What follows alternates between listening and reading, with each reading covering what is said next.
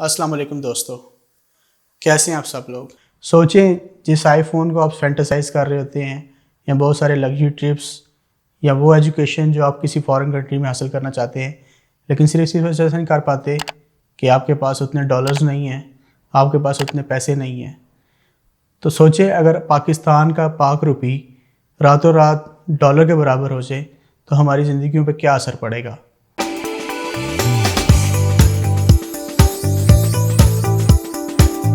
Start हुई जब ये सारा सिस्टम स्टार्ट हुआ इंसानों का, तो शुरू में क्या था, बार्टर सिस्टम था। मेरे पास गंदम है तो किसी और के पास चावल थे, किसी और के पास जौ थे। अगर मुझे चावल चाहिए तो मैं अपनी गंदम लेके चावल वाले के पास जाऊंगा, अपनी गंदम उसको दूंगा और उससे चावल ले लूँगा। फिर थोड़ा बहुत इंसान और रेवोल्यूशनाइज्ड हुआ, थोड़ी सी रेवोल्यूशन आई सिस्टम के अंदर, तो उसने इस सिस्टम को कॉइन्स बेस में कर दिया। गोल्ड आ गया, सिल्वर आ गया, फिर उसके अंदर और जिद्दत आई, और जिद्दत के बाद उस इंसान ने उसको करेंसी में शिफ्ट कर दिया। करेंसी के अंदर बहुत सारा ट्रेड होता रहा और स्टिल हो रहा है, लेकिन आहिस्ता आहिस्ता यही करेंसी प्लास्टिक करेंसी में आ गई।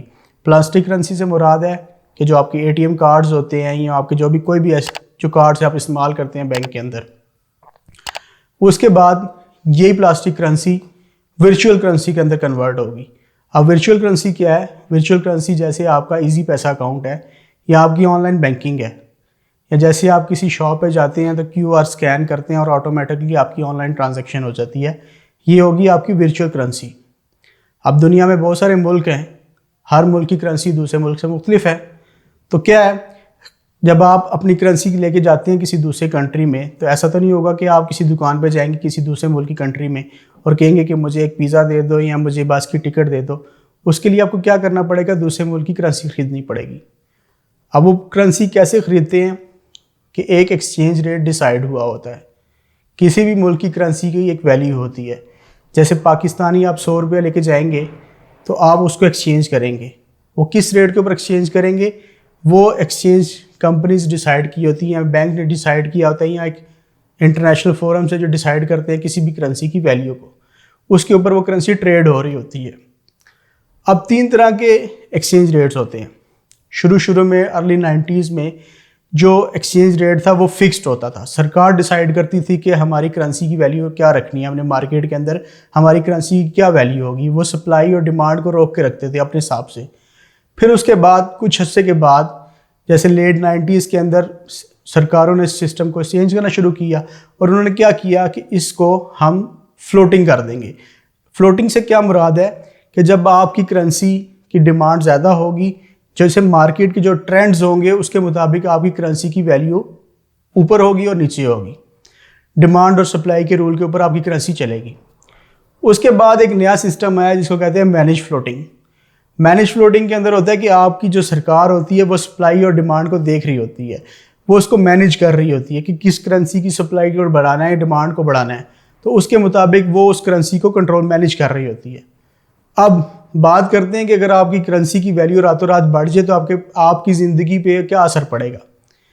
सोचें कि जिस आईफोन को लेने के लिए आप दिन रात तक को दो कर रहे होते हैं, या एक एप्पल का लैपटॉप लेने के लिए, या टेस्ला की गाड़ी लेने के लिए, या बहुत सारे ऐसे गैजेट्स जो आप $1000 के मिलते हैं लेकिन आप नहीं ले सकते, वो आप कितनी आसानी से ले सकते हैं।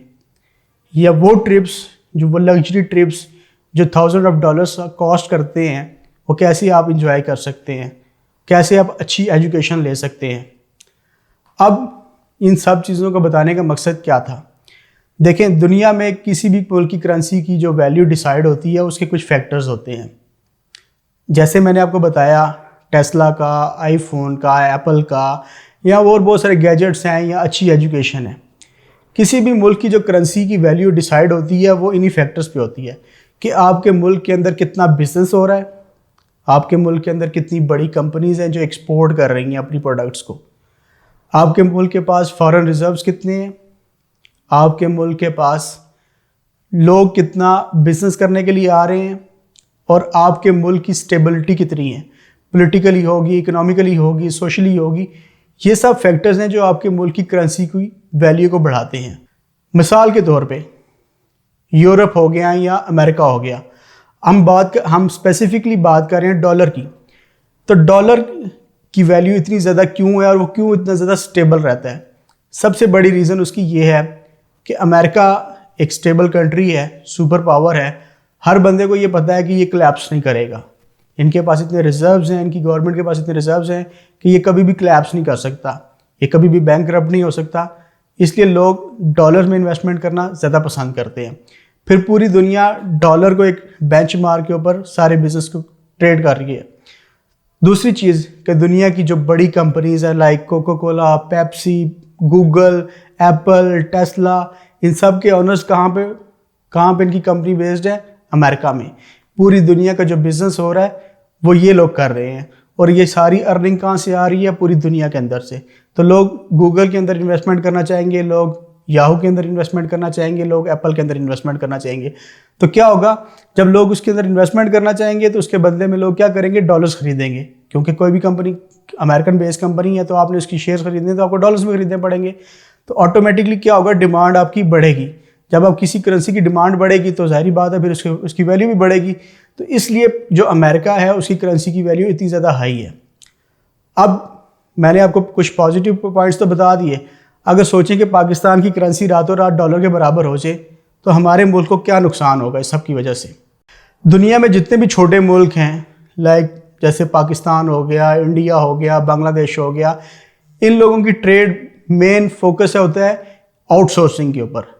जो बड़ी कंट्रीज़ हैं जिनकी करेंसी की वैल्यू ज़्यादा है तो वो क्या करती हैं? अपना सारा बिजनेस उन कंट्रीज़ में शिफ्ट कर लेती हैं जहाँ पर करेंसी की वैल्यू कम है। अब जब आपके कॉल सेंटर्स हैं, आपकी बहुत सारी आउटसोर्सिंग है, आपके पास बहुत सारा ऑनलाइन काम है, तो क्या होगा जब आज के दौर में अगर किसी बंदे को 100 रुपया पेमेंट करनी पड़े तो वो उसके लिए आसान है। लेकिन जब आपका 100 रुपया $100 के बराबर हो जाएगा तो वो ऐसा नहीं करेंगे कि अपना काम पाकिस्तान शिफ्ट करेंगे, अपना काम इंडिया में शिफ्ट करेंगे या बांग्लादेश में। वो क्या करेंगे कि वो प्रेफर यही करेंगे कि वो किसी US बेस्ड बंदे से बात करें और इसी से बात करके निगोशिएट करके उसी को पैसे दें और उसी से काम करवा लें। उससे क्या होगा कि जो हमारी फॉरेन डायरेक्ट इन्वेस्टमेंट है वो रुक जाएगी। लोग जो हमारे मुल्क में इन्वेस्टमेंट करना चाह रहे हैं हाई रेट रिटर्न की वजह से वो रुक जाएगा। क्यों? जब आप बड़ी करेंसी को छोटी करेंसी वाले मुल्क में इन्वेस्ट करते हैं तो आपको रिटर्न मिलता है, लेकिन जब आपकी दोनों मुल्कों की करेंसी बराबर हो जाएगी तो आपको जाहिर बात है वो रिटर्न में ही मिलेगा उस हिसाब से जो आप चाह रहे हैं। एक और चीज़ भी है कि बहुत सारी दुनिया में ऐसे मुल्क भी हैं लाइक जापान है। अब जापान एक डेवलप्ड कंट्री है, वर्ल्ड वॉर के बाद वो बहुत ज़्यादा कोलैप्स कर गई थी उनकी इकॉनमी, लेकिन स्टिल वो आज दुनिया में उनकी कंपनीज़ के नाम है, जैसे टोयोटा है, जैसे होंडा है, जैसे सोनी है, बहुत सारे बेशुमार नाम है जो दुनिया में बिज़नेस कर रहे हैं और चीज़ों को एक्सपोर्ट कर रहे हैं, लेकिन स्टिल वो चाहते हैं कि हमारी करेंसी की वैल्यू कम हो। उसकी दूसरी मिसाल ये है China with in few years आप देखेंगे कि वो अमेरिका को टेक ओवर कर लेगा और वो सुपर पावर बन जाएगा। तो क्या होगा? लेकिन उसके बावजूद चाइना की करेंसी डॉलर से बहुत ज़्यादा नीचे है। चाइना के पास फॉरेन रिजर्व्स बहुत ज़्यादा है, लेकिन वो नहीं चाहते कि वो अपनी करेंसी की वैल्यू बढ़ाएं। क्यों? उसकी सबसे बड़ी मेन रीज़न यही है कि लोग उनसे चीज़ें ख़रीदते हैं, लोग वो अपनी चीज़ें एक्सपोर्ट करते हैं, उसकी वजह से वो बहुत सारी अर्निंग्स करते हैं। जब उनकी करेंसी की वैल्यू बढ़ जाएगी तो बहुत सारा जो लेबर डिपार्टमेंट है, उनका जो लेबर काम कर रही है वो बेरोज़गार हो जाएगी। जब वो बेरोज़गार हो जाएगी तो सारी इकॉनमी उनकी कोलैप्स कर जाएगी। उस करेंसी की कीमत को कम रखने का मकसद सिर्फ और सिर्फ इतना है कि जो बहुत सारी लेबर उनको मिलती है बाहर कंपनी से, लाइक अमेरिका है, ये बहुत ऐसी बड़ी बड़ी कंपनीज़ हैं, जापानीज़ है, वो सारे जापान की कंपनी जितनी भी हैं वो सारी उन्होंने शिफ्ट कर दी हैं चाइना में। अमेरिका वाले जितना काम कराते हैं वो चाइना से कराते हैं। क्यों? क्योंकि चीप लेबर रेट्स मिलते हैं। तो ये चीज़ें थी। सोचें अगर आपका पाक रुपये $1 के बराबर हो जाएगा तो क्या होगा। Thank you so much. अल्लाह हाफिज़।